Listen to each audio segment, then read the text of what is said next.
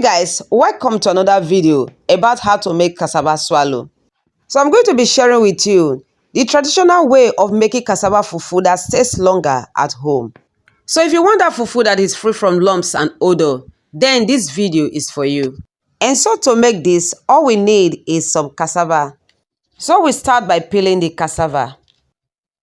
Cut the cassava slightly with a kitchen knife to peel. I'm making this video in response to one of my subscribers who asked if there's a way you can preserve fufu without refrigerator for a long time. And yes, here is the answer. And after peeling, set aside and repeat the same process with the other ones. And after peeling all the cassava, this is how they look like. I'll be adding some water to it and wash them.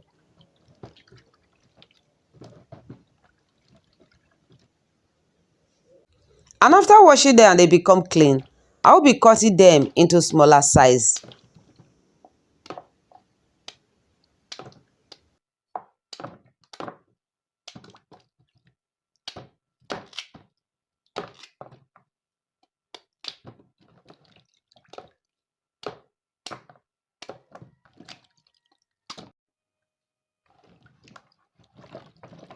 And after washing the cassava thoroughly and they are clean, we transfer into a clean container.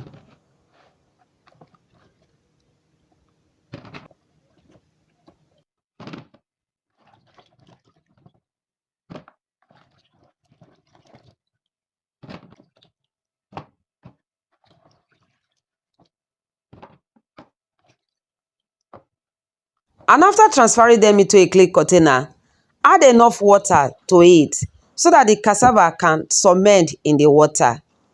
And then cover the container with a lid. Set aside for about 3 days. And after 3 days of soaking the cassava, I will be bringing it back. Next, I will open. And this is how it looks like. I'll go ahead and strain the water from it.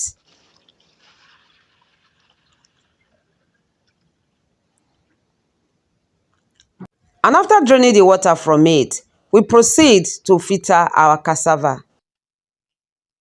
As you can see, our cassava is very soft, which means it's well soaked. So let's go ahead and filter it. So to do this, I'll be adding water to a deeper bowl. Then I'll also be needing a sieve. So I'll transfer some of the soaked cassava to the sieve and squeeze the cassava with my hand. As you squeeze the cassava, ensure to dip the sieve into the water because this helps the cassava to separate from the chaff. In this way, the filtering of the fufu becomes easy.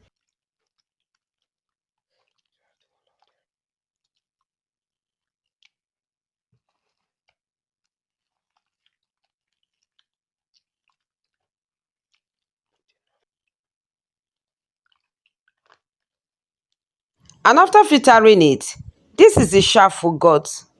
I'll set aside and repeat the same process with the remaining soaked cassava.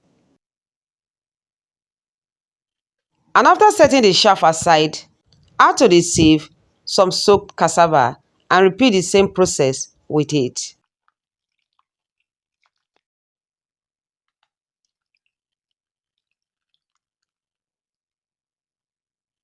And once we are done filtering all the fufu, this is how it looks like. I'll set aside and leave for about 3 hours. And after 3 hours, I'll be bringing it back. Next, I'll be straining the water from it. And after straining the water from it, I'll discard the water. Then I'll transfer the washed cassava into a cheesecloth. And after transferring the cassava into the cheesecloth, I'll wrap the cheesecloth together and squeeze out the water from it. Squeeze vigorously to squeeze out as much water as you can. And after squeezing the water out of the cassava, transfer into a bowl.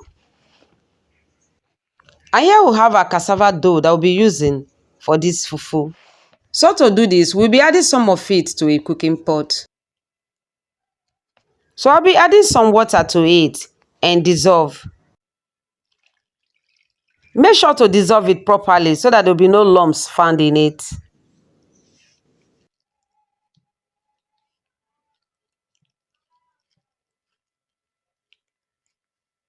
And after dissolving it, this is the consistency we got. I'll be taking this to the heat and cook. Stir continuously so that there'll be no lumps found in it. I also want to let you know that we are going to cook this halfway, which means it's not the regular one that you have to cook until it is well cooked, because we are going to be using it to mix the other fresh fufu. As you can see, it has thickened up, so I will turn off the heat and transfer it into the fresh fufu. And so I begin to mix it with the fresh fufu.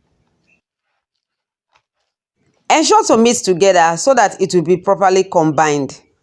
This is so important because this will define the final outcome of the fufu. If it is not properly combined, the fufu might end up having some lumps.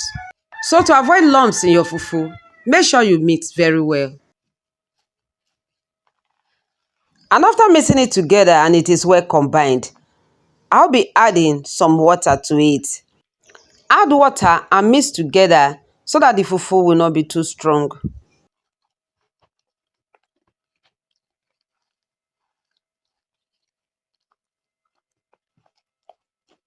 And after mixing it together and it is properly combined, we proceed to the next step of making our fufu. You can see how the fufu looks like. As I turn, it looks starchy. This is the perfect consistency that we need before cooking. And so to do this, we'll be needing a nylon. Scoop some of it into the nylon. And after adding it to the nylon, bring the nylon together and tie it tightly. Transfer into a cooking pot and set aside. Repeat the same process with the remaining ones. Please, if this is your first time of seeing my videos, I want to say thank you so much for clicking to watch. Kindly click on the subscribe button and turn on the notification bell so that when I upload new videos, you will be notified.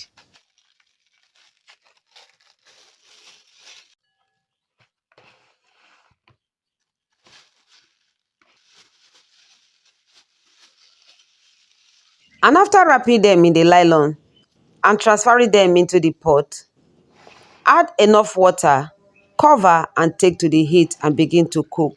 So allow to cook for about 50 minutes. And after cooking, here we have our fufu ready. Remove from the cooking pot, and this can stay at least 1 week without warming. This can also last at home more than a month if you can warm it every 5 days to freshen it up.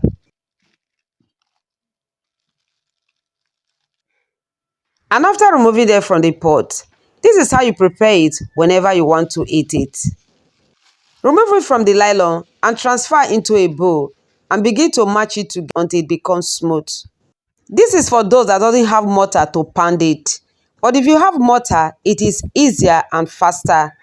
But they all come out the same way. And after matching it together for some time and it is well combined, I'll be adding to it some water. At this point, you can add hot water to it or cold water depending on your preference. Then mash together until it becomes very smooth. I like to use this moment to give a special shout out to Surprise to Know.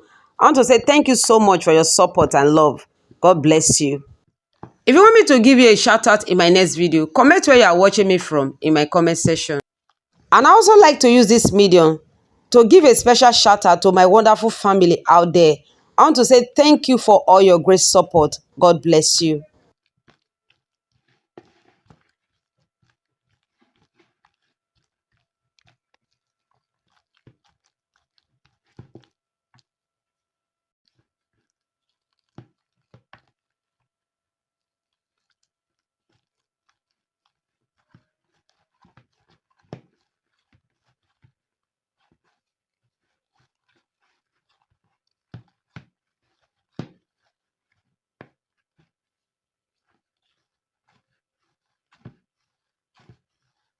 And after mixing and it is well combined, you can see how it looks like. This came out very smooth and starchy. Another great thing about this fufu is that there's no odor in it or lumps. And now that it is ready, we go ahead and wrap it in a cling film. This can go well with vegetable soup, okra soup, ogbolo or egusi, or you can take it with any soup of your choice. And after wrapping it, we set aside. You can see how smooth it is. And now that you have learned how to make fufu that lasts longer at home, please don't forget to click on the like button, comment and share this with your loved ones. Thanks for spending your precious time with me. See you in my next video. God bless.